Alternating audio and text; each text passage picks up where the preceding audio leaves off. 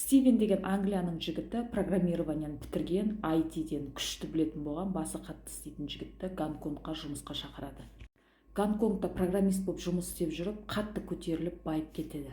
Байлықта, роскошта көңіл көтеріп жүріп, Филиппинадағы Анкельс деген қала бар екен. Гонконгтан 2 сағаттық жер ұшып барғанда, сол жақта және парашютпен, аэропланмен ұшқанды жақсы көретін Стивен сол жаққа көңіл көтеруге барып, түнде барда ол жақта қыздарды сатады екен, құл сияқты.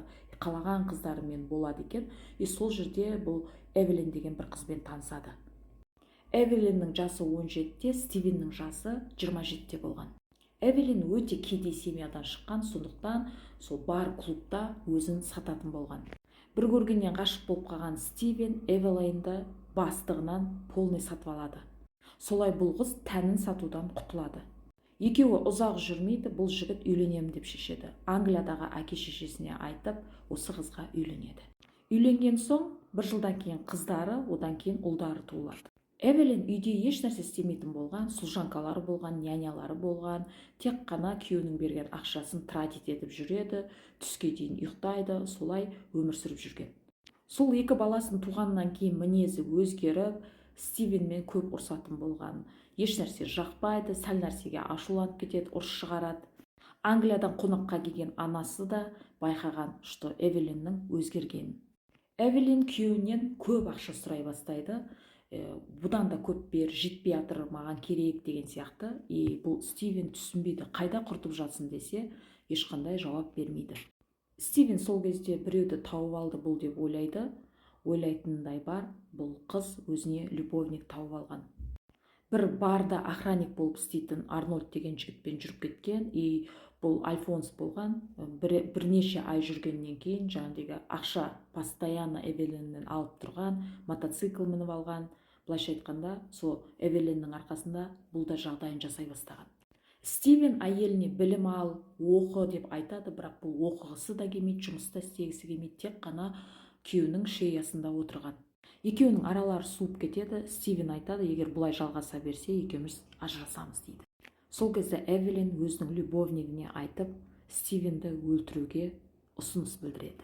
Стивеннің командировочный квартирасы болған, оның запас кілті әйелінде болған, Эвелин кілтін алып, любовнигімен, оның екі досымен сол командировочный квартираға барады түнде.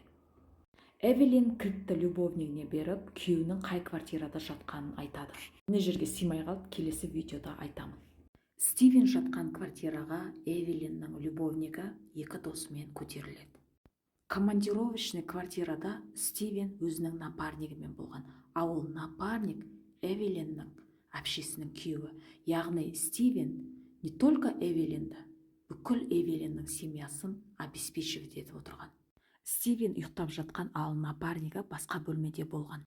Кілтпен жайлап ашып кірген жігіттер осыма Стивен деген сияқты бір-біріне сұраған. Я деген кезде Арнольд бұл Стивенді 3 рет атқан.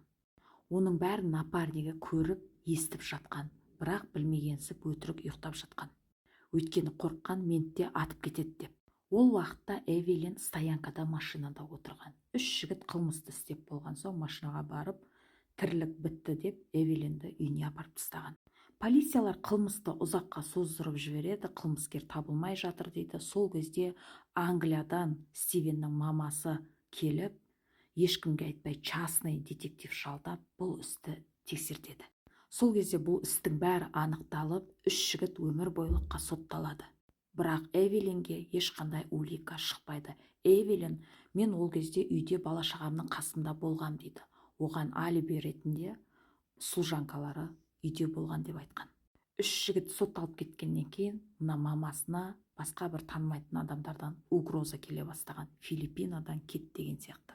Сондықтан бұл әйел Англиясына қайтадан кеткен.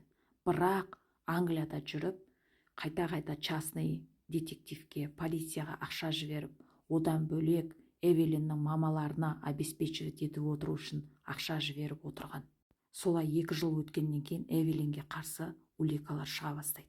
Эвелинді 40 жылға соттайды, ал балдарын апасы Англияға өзімен әкетеді. Аш адам қолынан келгеннің бәрін істейді. Тоқ адам ойына келгеннің бәрін істейді деп бекер айтпаған шығар. Байлықты көтере алмаған Эвелин солай балдарынан да айырылады, байлықтан да, бақытынан да айырылады. Былайша айтқанда 40 жылға бостандығынан айырылады. Марли мен Виктория 2019 жылы август айында үйленетін болып күнді белгілейді. 14 август деп тойды белгілейді. Тойдан алдын болатын мальчишник пен девичникті бөлек-бөлек өткізбей, бірге өткізейік деп шешеді. Тойдан бір күн алдын болатын вечеринканы есте қалатындай қылып қызықты қылып өткізу үшін парапланмен баратын болады. Параплан моторный парашют, вертолет сияқты, үстінде парашюті бар. Жігіттің парапланда ұшуға опыты болған, бұған дейін бірнеше рет ұшқан, сондықтан бұлар қорықпай, спокойно мініп, даже видеоға түсіп, видеоларды WhatsApp арқылы достарына жіберіп, 15 минутта біз вечеринкада боламыз деп ұшқан. 15 минут өтеді, достары күтіп отырады, бұлар келмейді. Хабарласса телефондарын алмайды, сондықтан тура бұлардың жүрген ұшқан жолымен басқа парапланда таныстары ұшып, бұл екі жұпты іздейді. Сөйтсе, бұлар крушение болған екен, екеуі де насмерть өліп кеткен. Тексеріс барысында жігіт ешқандай қателік жібермеген екен. Параплан істен шыққан параплан болған. Мынау несі, парашюттің жіптері дұрыс байланбаған, солар үзіліп кетіп, бұлар құлаған. Солай бұл екі жұп тойға бір күн қалғанда өліп кетеді. Қаншалықты опытный болсаңыздар да, уверенно парашют болсын, параплан болсын айдауға болмайды. Сақтықта қорлық жоқ, барлық нәрсені тексеріп алып міну керек.